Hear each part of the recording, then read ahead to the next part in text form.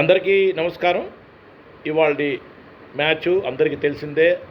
ఆసక్తికరంగా Rajiv Gandhi international stadium ముప్పల్ లోపల sun Risers హైదరాబాద్కి మరియు రాజస్థాన్ రాయల్స్కి మ్యాచ్ జరగబోతోంది. రాజస్థాన్ రాయల్స్ ఓపెనింగ్ పేరు ఎలా ఉందో, వాళ్ళు ఎటువంటి బిగినింగ్ వాళ్ళకి ఇస్తున్నారో అనే విషయం మనం ఇంతవరకు గమనించాము. వైభవ్ సూర్యవంశీ మరియు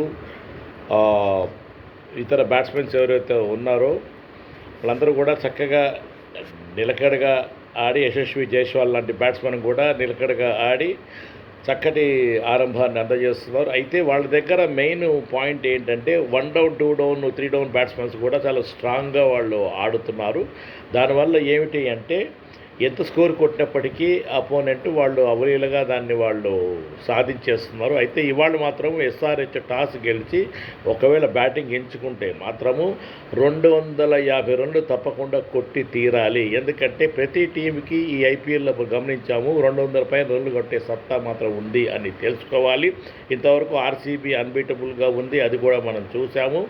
ఏది ఏమైనప్పటికీ కూడా ఓపెనింగ్ పేరు సరిగ్గా ఆడితేనే మనం రాణించగలుగుతాము అనే అవగాహన ప్రతి టీంకి కలిగింది. మన సంజు శాంసన్ సెంచరీతో పాటు గమనించినట్టయితే మరి ఫామ్లోకి వచ్చాడా సంజు శాంసన్ అని గమనించాము. ఏది ఏమైనా సన్ రైజర్స్ హైదరాబాద్ మాత్రము మంచి బిగినింగ్ ఉంటే మాత్రము 250 రన్లు కొట్టి అవతల టీంని మనం కట్టడానికి వీలు ఉంటుంది. కానీ bowling point of view Sunrisers Hyderabad మాత్రము వీక్గా ఉంది అని చెప్పక తప్పదు. ఆర్ఆర్ మాత్రము బ్యాలెన్స్ పాయింట్ ఆఫ్ వ్యూ ఈ చక్కని టీము అని మనం గమనించాము ఇంతవరకు.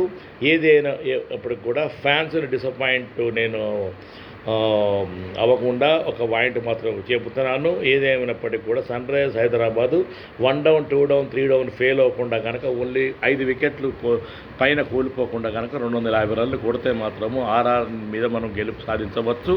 అది కూడా టాస్ మీద మొత్తం ఈ మ్యాచ్ డిపెండ్ అయింది అని చెప్పక తప్పదు. నమస్కారం. మరి ఒక వీడియోతో ముందుకు వస్తాను. మీ సాయి ప్రసాద్ అలియా సాయి ప్రకాష్.